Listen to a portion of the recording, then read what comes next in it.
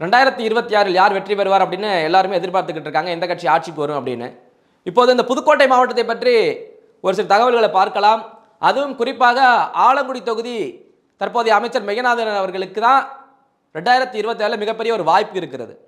ஆமாம், 6 சட்டமன்ற தொகுதிகளை கொண்ட அந்த புதுக்கோட்டை மாவட்டத்தில் புதுக்கோட்டை சட்டமன்ற தொகுதி, திருமயம் சட்டமன்ற தொகுதி, விராலிமலை சட்டமன்ற தொகுதி, கந்தர்வக்கோட்டை சட்டமன்ற தொகுதி, ஆலங்குடி மற்றும் அறந்தாங்கி, இந்த 6ல் 5 திமுகவின் கையை விட்டு போகும்.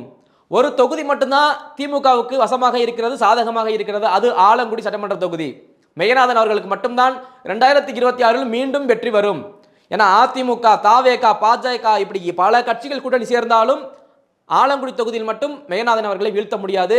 குறைந்தது 5000 10,000 ஓட் லீடிங்லையாவது வெற்றி பெறுவார். இப்படி பல கட்சிகள் ஒன்று சேர்ந்து எதிர்த்து நின்றாலும் மற்ற இருக்கக்கூடிய தொகுதிகள், விராலிமலை சொல்லவே வேண்டாம், டாக்டர் விஜயபாஸ்கர் வெற்றி அப்படின்றது உறுதி. புதுக்கோட்டையை பொறுத்தவரை டாக்டர் முத்துராஜா அவர்கள் போன முறை நல்ல ஓட்டு வாங்கி வின் பண்ணியிருக்காரு, இந்த முறையும் மீண்டும் வெற்றி பெறுவார் அப்படின்னு சொல்லியிருக்காங்க. அவருக்கு மிகப்பெரிய டிராபேக் என்னன்னா, அதிமுகவிலிருந்து கார்த்திக் தொண்டைமான் அங்கே வர்றாரு. ஸோ அவர் ஒரு சீட்டு நமக்கு தருவாங்க அப்படின்ற அடிப்படையில் தான் அங்கே வர்றாரு.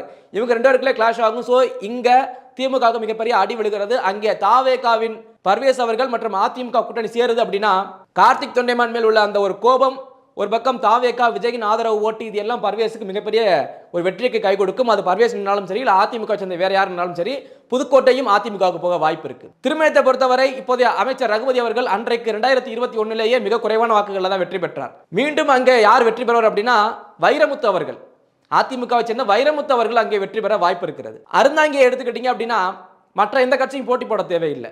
மீண்டும் காங்கிரஸுக்கே அந்த அறந்தாங்கி தொகுதியை கொடுத்தாங்க அப்படின்னா திமுக காரர்களே ஓட்டு போட மாட்டார்கள் அறந்தாங்கி தொகுதியில்.